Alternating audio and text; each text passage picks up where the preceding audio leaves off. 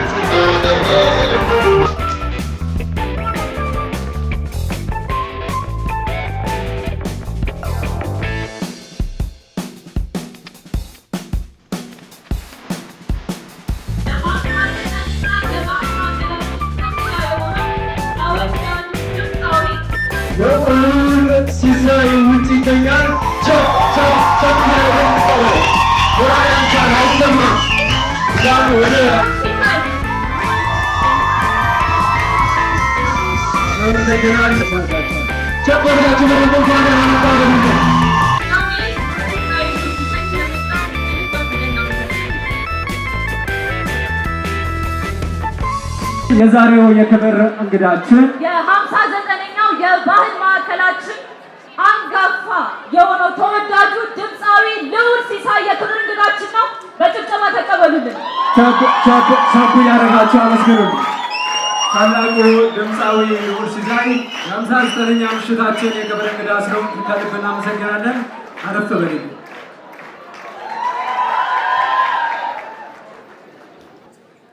ሉሌ በልጅነት ነው ወደ ሙዚቃ ህይወት የገባውና የልጅነት ህልምህ ሙዚቀኛ መሆን ነበር? እኔ ወታደር መሆን ነበር የምፈልገው። ያ የምሬን ነው። ወታደር መሆን ነበር የምፈልገው። ታለንት እንዳለኝ ሳውቅ ሙዚቃ የበለጠ እየጠራኝ ስመጣ ነው ወደዛ የገባሁት እንጂ ከበፊት ጀምሮ አሉኝ ፎቶዎችም። እናቴን አስቸግር ነበር። የወታደር ልብስ አስገዛለሁ፣ መጫወቻ መሳሪያዎች አስገዛለሁ እና በጣም ፈልግ ነበር። አሁንም ደስ ይለኛል ሳይ። በሽጉጥ ነበር የምትጫወተው አሉ በልጅነት። ከዛ ውጪ ሲገዛልህ ደስ አይልም ነበር? እናትህን ስላነሳቸው ይህን ጥያቄ ባልጠይቅህ እንደው ቅር ይለኛል።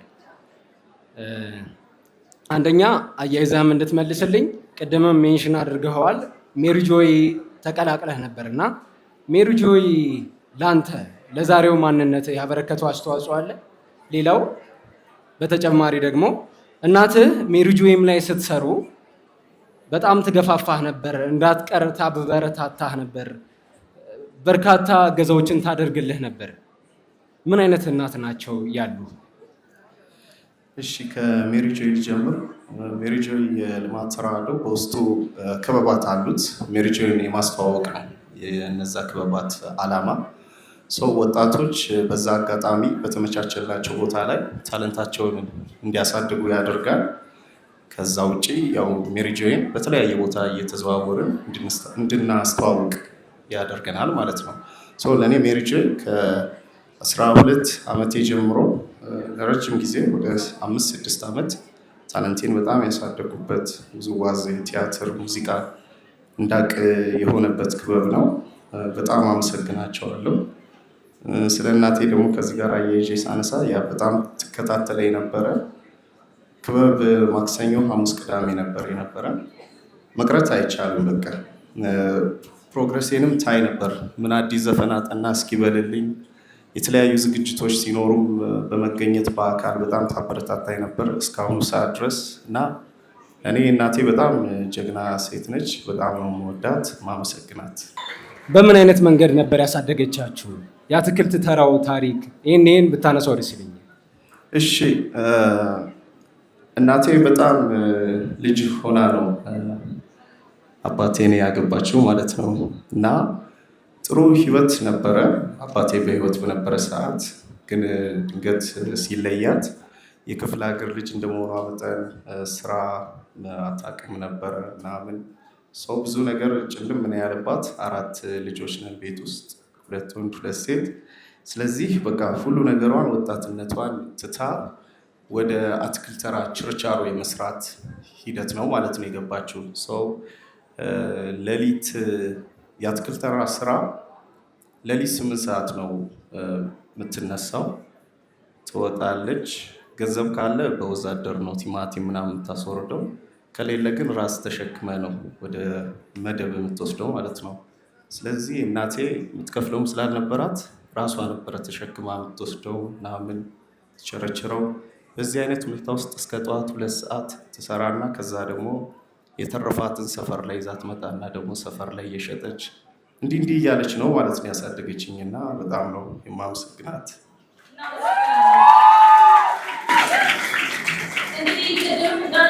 ከኤክስፕረስ ባንድ ጋር ጥሩ ግንኙነት አለን እና የሆነ ኢንተርቪው ላይ የሰማሁት ነገር ነበር። ብዙ ጊዜ ሙዚቃዎች እንዲሁም አልበምንም የባንድ ተች ያላቸው ሙዚቃዎች እንዲሆኑ ትፈልጋለን እና በስቱዲዮ የሚቀዱ ሙዚቃዎች አሉ፣ በባንድ ደግሞ ቀጥታ የሚቀዱ ሙዚቃዎች አሉ። ልዑል የትኛውን የሙዚቃ አቀዳሚ ነበር? ከዛም ደግሞ 12 ሙዚቃዎችን የሚሰራልን እዚሁ የሚገኘው ሙዚቀኛ ኪሩቤል ነውና አያይዘን ስለተፈለጉ ነው። ከሙዚቀኛ ኪሩቤል ጋር መስራት እንዴት ይመስላል? እሺ፣ ስለ ምርጫ ልናገርና እዛ ኦኬ። ሙዚቃ ያው ዘመንን መምሰል አለበት ብዬ አምናለሁ። ካለፈው ጊዜ ጥሩ ነገሩን ይዘን እዚህ ጊዜ ላይ ደግሞ ከሳውንድ አንጻር አብሮ መቀየር ያለበትን ሂደት ይዞ ሲሄድ ጥሩ ነው። ስለዚህ ሁለቱ የስቱዲዮንም የባንዱንም ያማከለ ነገር ቆንጆ የሆነ ሳውንድ ይኑረው እንጂ ባንድ ሆነ ስቱዲዮ ባንድ ነገር አለቀ ለእኔ ማተር አያደርግም። ግን ሞር ሳውንዱ ጥሩ ይሁን እንጂ ችግር የለውም። ከኪሩቤል ጋር ደግሞ የመስራት ስሜቱ በጣም ግሩም ነው። ኪሩ በዚህ አጋጣሚ እዚህ አብረኝ ስለተገኘ በጣም አመሰግናለሁ። ኪሩቤል በጣም ሰፖርተሬ ነው። በጣም ነው የምወደው። እኔ ከኤክስፕረስ ባንድ ውጭ አልበሜን ለመስራት ሳስብ የመጀመሪያ ያሰብኩት ኪሩን ነው። ግማሽ በሚል ነበረ እንደውም አልበሙን ለመስራት ያሰብነው ኪሩ ግማሹን ኤክስፕረስ። ግን ያው ያለው ችሎታና ታለንት ስላሸነፈ ሙሉ በሚባል ደረጃ ስራዎቹን ለሱ ሰጠዋቸው ማለት ነው። ኪሩቤል በጣም ዲሲፕሊን የሆነ ሰው ነው። ይገራሻል በስብዕና በቃ ጥሩ ካራክተር እንዲኖርሽ ያደርጋል። አልበም ውስጥ ከ14 ስራ ውስጥ አንድ ሙዚቃ መዋብ ማጌጥ ለራስ የሚለው ሙዚቃ ግጥምና ዜማ የሰጠት ቴዲ አፍሮ እንደሆነ እናውቃለን እና በምን አጋጣሚ የሰጠ ከዛስ ደግሞ ግጥምና ዜማው ሲሰጠት እንደሰማ ያው በጣም ነው ደስ ያለኝ። በጣም ነው የምወደው ማደንቀው እና የሰጠበት አጋጣሚ ያው ስንገናኝ ስቱዲዮ ውስጥ ምን እየሰራህ ነው እስኪ ልስማቸው ያሉትን ነገሮች አለ። ከሰማ በኋላ በሌላኛው ጊዜ ደወለልኝና ይሄ ስራ አንተ ብትሰራው ደስ ይለኛል አለ። አሁን ይወጣ ከነበረው አልበም ውስጥ የሚካተት የነበረ ስራ ነው፣ ግን ያው ያስፈልጋል እንደዚህ አይነት ነገር ብሎ ሰፖርት ለማድረግ ነው ማለት ነው የሰጠኝና በብዙ ነገር ደግፎኛል፣ አግዞኛል። በጣም አመሰግናለሁ በዚህ አጋጣሚ።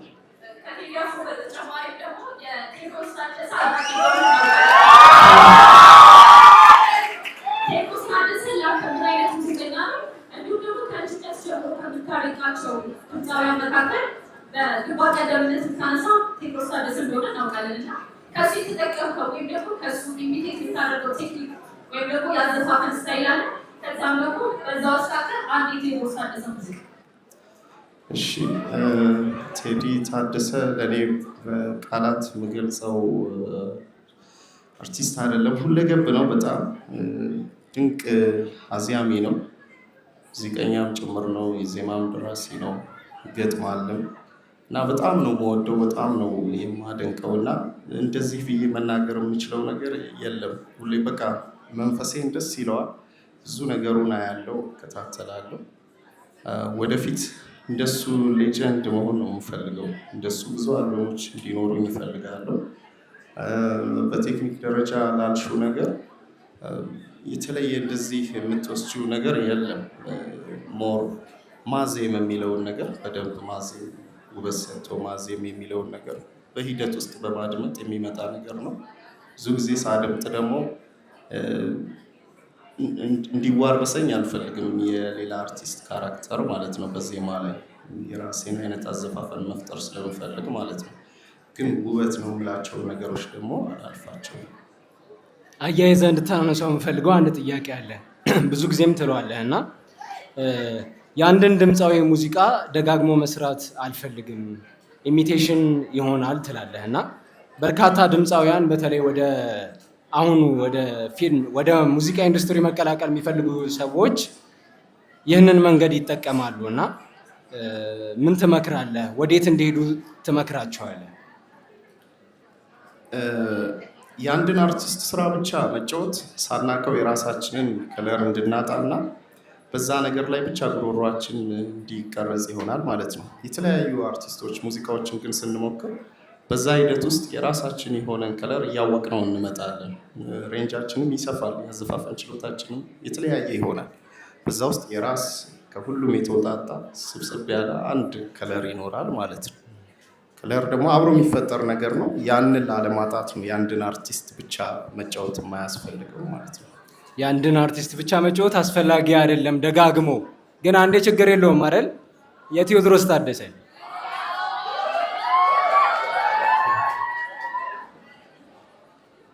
አሁን መድረክ ላይ ልጫወትላችሁ ነው። የቴዎድሮስን ተዘጋጅተናል። እንደዛ ይሻላል። ኮካኮላ ሱፐርስታር ላይ ተወዳድረን ነበር እና ውድድሩንም በሁለተኛ ደረጃ እንደዚህ ያሸነፈ ውድድሩ ላይ እንዴት ነበር የነበረው የውድድሩ ሂደት? ከዛም ደግሞ አሁን ላለህበት ሂደት ምን ያክል ጠቀመ ብለህ ታስባለህ? አሁን ላይ ያው ብዙ አማራጮች አሉ ራስን ለማውጣት እንደ ቲክታክ፣ ኢንስታግራም ምናምን። ስልካችን ሚዲያችን ነው። አሁን ሁሉም ሰው የራሱን ታለት በስልኩ ማስተዋወቅ ይችላል። በእኛ ሰዓት ደግሞ የነበረው ነገር አይድል ሾዎችን መወዳደር። ስለዚህ 2006 ላይ የተጠናቀቀው የኮካኮላ ሱፐርስታር ኢትዮጵያን አይድል ተወዳዳሪ ነበርኩኝ። ለ2 ዓመት ነው የቆየው ውድድሩ። በዛ ሂደት ውስጥ ሲሄድ እኔ ያው በጣም ልጅ ነበርኩኝ። 14 ዓመቴ ላይ ሆኜ ነው የተመዘገብኩት። ሲያልቅ 16 ዓመቴ ነው። በዛ ሂደት ውስጥ ያው ዳኞች የሚነግሩትን ነገር በመስማት ከተለያዩ ድምፃውያኖች ጋር የመገናኘት እድል አለ። ከእነሱ ጋር በመማማር ሲቀጥል ደግሞ ወደ ህዝቡ በቲቪ የመታየት እድል ይኖራል ማለት ነው። ስለዚህ በሰዎች እንድታወቅ ረድቶኛል። ሲቀጥል ደግሞ ያው ሁለተኛ ወጥቼ ሳጠናቀቅ በህዝብ ዘንድ በደንብ ስለታወቁ ለቀጣይ ስራዎች እንድሰራና እንድጠነክር አድርጎኛል ማለት ነው። ስለዚህ የሚበረታታ ነገር ነው። ከዚህም በኋላ አይድል ሾዎች ቢቀጥሉ እንደ ኮካኮላ ያሉ ካምፓኒዎች፣ ሌሎችም ካምፓኒዎች ስፖንሰር ቢሆኑ ጥሩ ነው፣ መልካም ነው ብዬ አስባለሁ። ይህም ስለሆነ ደግሞ በጣም አመሰግናለሁ እንደ አንድ የአርት አካል። ኮካዎችን ከልብ እናመሰግናለን። እንደዚህ አይነት ቦታዎች ላይ መስራት እንደነዚህ አይነት ሙዚቀኞችን፣ አርቲስቶችን ለማውጣት ትልቅ ብርታት ነው እና ኮካዎች ላደረጋችሁት ሁሉ አሁንም ለምታደርጉት ከልብ እናመሰግናለን። አመስግኑልን። ልዑል አልበምን ካወጣህ በኋላ በአብዛኛው የሙዚቃ ወዳጆች ዘንድ የማይረሳ ድንቅ የሆነ ኮንሰርት አካሂደሃል። ያ ሁሉ ሰው ሲመጣ ምን ተሰማ? ደስ ብሎኛል በጣም። ጠብቀህ ነበር? አይ ፍርሃት ነበረ። ኤክስፔክት አላደረኩኝም።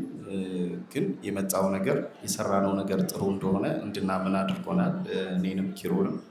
ስለዚህ ያው በጣም ደስታ ነው የሚሰማን።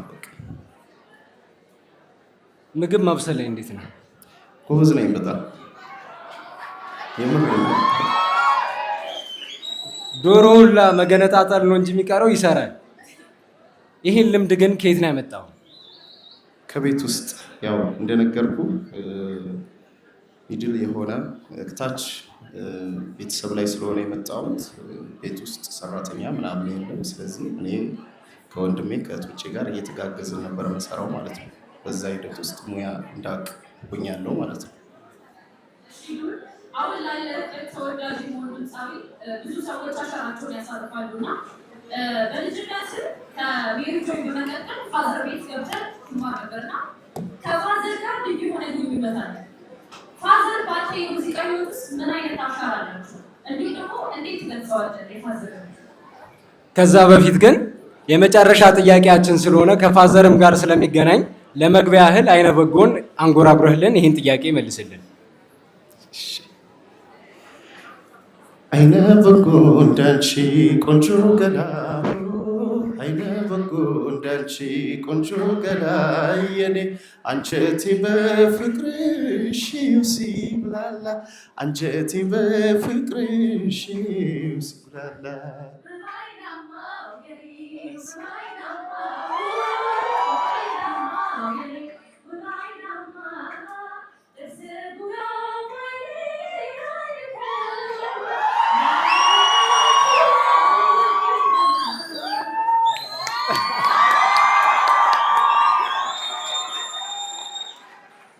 ስለ ፋዘር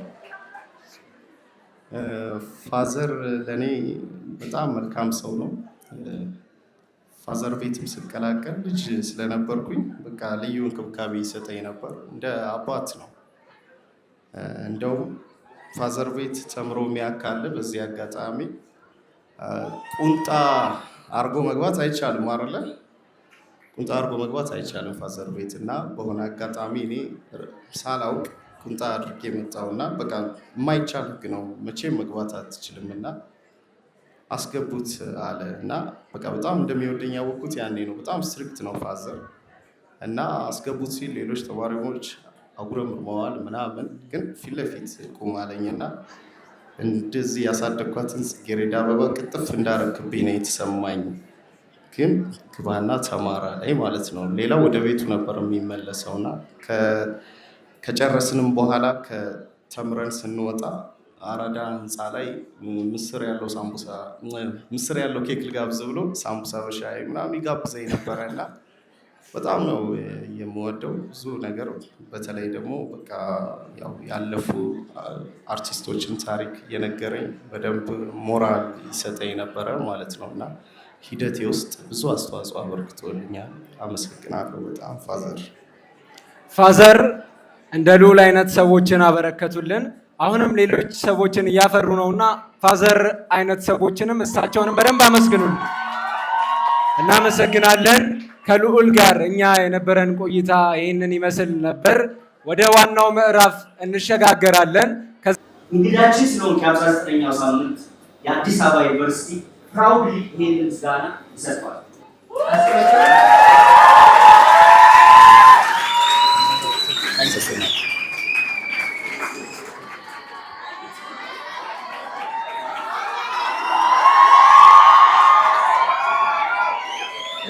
ምስጋናው የብቻ ነው። የለውን እናሳየው።